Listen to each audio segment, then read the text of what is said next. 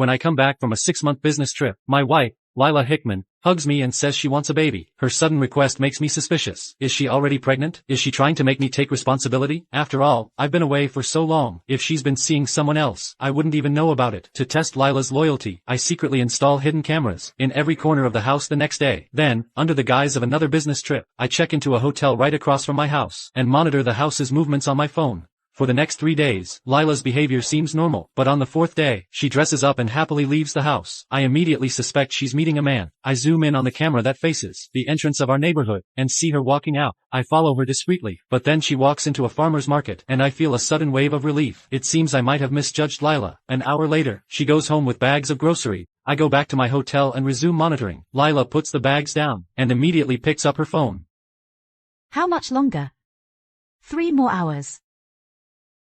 Okay. Someone is coming to our house. My heart instantly leaps into my throat. I stare at the monitor for a grueling 3 hours. Finally, there is a knock at the door. Lila joyfully opens the door, and a man enters the camera's view. The moment I see his face, it feels like a punch to the gut. It's her boss from work, Sean Poole.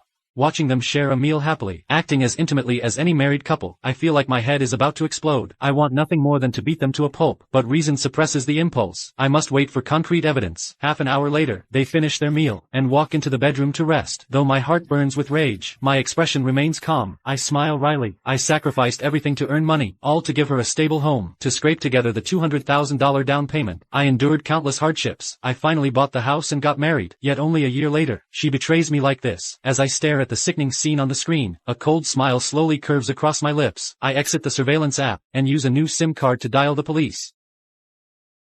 I'd like to report a crime. I think a woman is being assaulted. In Unit 703, Building 6, Oakview Gardens. I can hear faint cries for help. Please get here as soon as possible. Her life is in danger. And please keep my identity confidential. I'm afraid of retaliation. The moment I hang up, I immediately call the media. I have a major scoop. A serious crime is unfolding at Building 6, Oakview Gardens. Get here now. Without waiting for questions, I end the call. I light a cigarette in my car. Lila, I've put my reputation on the line for this. Let the games begin. I watch the sordid scene on my phone again, while narrating in a low whisper. He looks average, out of shape compared to me, but since he's a company owner, maybe he's richer than me. Lila, if this is why you betrayed me, then I was truly blind. Several police cars pull into the neighborhood. As the officers head upstairs, residents begin to gather and watch. Soon after, the media reporter arrives with a cameraman in tow. My smile grows more intense, but as I laugh, a few stray tears slide down my face. About half an hour later, the police lead Lila and Sean, who are now fully dressed, out toward the patrol cars. The smart reporter blends into the crowd to snap photos, while onlookers pull out their phones to record videos.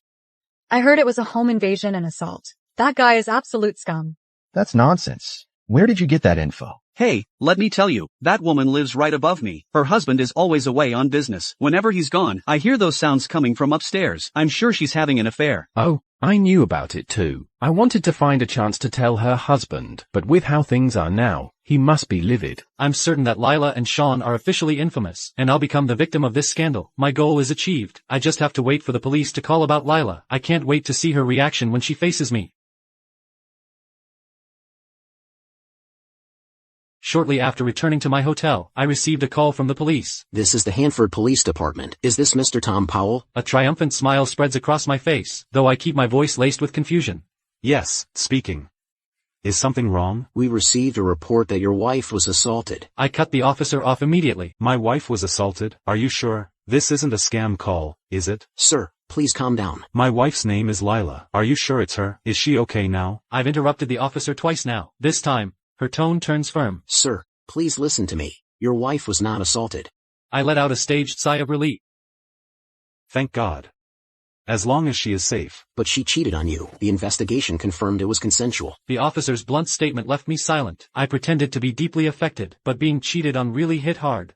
Mr. Powell, are you okay? We know this is incredibly difficult to hear, but please try to stay calm. My voice sounded hollow and bitter. I'm fine, thanks. This is just too sudden. I need a moment to process. By the way, did you tell my in-laws about this? They're old, and in poor health. They can't handle the shock. The officer went silent for a moment. I'm sorry, but my colleague has already notified them. They're currently on their way. I smile at that, but I force my voice to sound frantic. I'm coming over right now. The moment I hang up, I toss the phone aside and collapse onto the bed. Lila, let's see how you face your parents. Your dad has a heart condition, doesn't he? I wonder if you'll be the one to finally set it off. With a cold sneer, I lie there considering how I should carry myself later. I wait until 11 p.m. before finally heading to the station. As soon as I step out of the car, I rush into the observation room, feigning anxiety. My expression was a mask of suppressed fury. Lila is sitting there in a chair, her gaze hollow. Seeing me, Lila lowers her head in shame. I grip her hand. She tries to pull away, but I hold firm. Honey. Tell me. Have I not been good enough to you? Lila remains silent, eyes fixed on the floor. Just then, my phone rings. I check the screen. It's your parents. You don't have to talk to me. But think about how you'll explain this to them. I step aside to answer the call. What? Her dad's heart condition has flared up again. I'm coming over with Lila right now. I turn back to see Lila still dazed. What are you waiting for? Let's go. Your dad is in the hospital. We'll talk about this when we get home.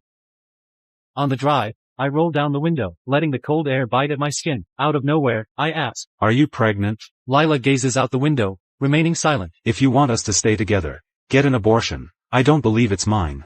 And I won't raise someone else's child. She stays quiet. The succession of blows is clearly more than she can handle. When we arrive at Hanford Hospital, I see my mother-in-law, Chloe, and Lila's uncle, Brian, outside the OR. I rush over. My voice is tight with tension as I ask. Chloe. How's he? Is it life-threatening? Chloe grabs my hand, her expression etched with guilt. Tom, sorry. I'm so sorry. We didn't raise Lila right. We've brought shame on you. I'm so sorry. No, let's talk about that later. The surgery fees haven't been paid yet, right? I'll go settle the bill first. Chloe holds me back, looking utterly ashamed. Tom, how can we possibly take your money now? Chloe, you have always treated me like family. I'm an orphan. You showed me what home feels like. Even without Lila, I would still do this. I gently pull my hand away and head toward the cashier. As Chloe stares at my retreating back, she starts to say something but stops. She's drowned out by her own guilt. She walks up to Lila, still looking down. Lila offers a timid, Mom. Don't call me that. I didn't raise a child this shameless. Chloe delivers a sharp slap to Lila's face. Tom is such a good husband, yet you did this? Think about how you're going to make this right. Lila grabs Chloe's hand, crying out. Mom, I was out of my mind. Please, just forgive me this once. Chloe violently shakes off Lila's hand and turns away. She sinks into the chair, staring at the OR doors. When I return from the cashier, I see Lila standing there, isolated and ignored. A faint smile brushes my lips. Ignoring her, I walk straight to Chloe and comfort her. Chloe, don't worry too much. He will be fine. The fees are all paid, and I'll cover whatever else comes up. Chloe is overwhelmed with both shame and gratitude. Tom, we've failed you. Even if you want a divorce, we won't stand in your way. We'll pay you back for the surgery as soon as we can. Let's talk about that at home. Lila hesitates for a moment, then slowly steps toward me. Suddenly, she drops to her knees. Her voice breaks as she calls out. Honey, I'm sorry. I know I was wrong. Please forgive me just this once. I promise it will never happen again. With a stoic expression, I reach out as if to help her up. This is a hospital. We'll talk at home. But Lila clings to my leg and weeps harder. Chloe stands up and delivers another slap to the back of Lila's head. Get up. Here's the hospital.